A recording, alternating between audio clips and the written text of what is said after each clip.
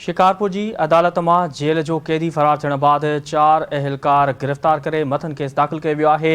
वाहिदु तेगाणी उर्फ़ मलान फरार थियण बाद गिरफ़्तार कियल 4 अहलकारन खिलाफ़ FIR दाख़िल कई वई आहे। FIR में नामज़द अहलकारन में रशीद चन्ना, मीर मोहम्मद चांग, मूसा सेठार और आशिक भुट्टो शामिल आहिनि।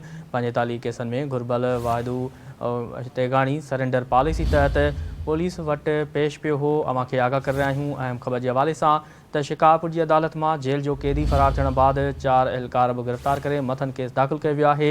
वाहिदु तेगाणी उर्फ़ मलान फरार थियण बाद गिरफ़्तार कियल 4 अहलकारन खिलाफ़ FIR भी दाख़िल कई वई आहे। FIR में नामज़द अहलकारन में रशीद चन्ना, मीर मोहम्मद चांग, मूसा सेठार और आशिक भुट्टो शामिल आहिनि। 45 केसन में घुरबल वाहिदु तेगाणी सरेंडर पॉलिसी तहत पुलिस वट पेश पियो हो। अवां खे आगाह करे रहिया आहियूं अहम ख़बर के हवाले से शिकारपुर की अदालत में जेल जो कैदी फरार थियण बाद 4 अहलकार गिरफ़्तार करे मथन केस दाख़िल किया वियो आहे। वाहिदु तेगाणी उर्फ़ मलान फरार थियण बाद गिरफ़्तार कियल 4 अहलकारन खिलाफ़ FIR दाख़िल कई वई आहे। FIR में नामज़द अहलकारन में रशीद चन्ना, मीर मोहम्मद चांग, मूसा सेठार और आशिक भुट्टो भी शामिल आहिनि। 45 केसन में घुरबल वाहिदु तेगाणी सरेंडर पॉलिसी तहत पुलिस वट पेश पियो हो। अवां खे आगाह करे रहिया आहियूं अहम ख़बर के हवाले से त शिकारपुर की अदालत में जेल जो कैदी फरार थियण बाद 4 अहलकार गिरफ़्तार करे मथन केस दाख़िल किया वियो आहे।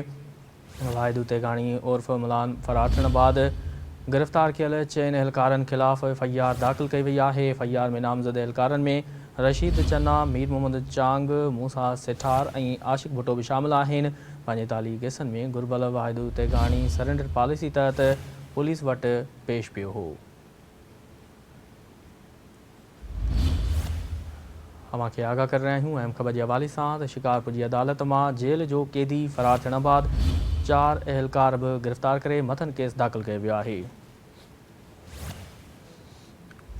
वाहिदु तेगाणी उर्फ़ मलान फरार थियण बाद गिरफ़्तार कियल 4 अहलकारन खिलाफ़ FIR दाख़िल कई वई आहे। FIR में नामज़द अहलकारन में रशीद चन्ना, मीर मोहम्मद चांग, मूसा सेठार और आशिक भुट्टो भी शामिल आहिनि।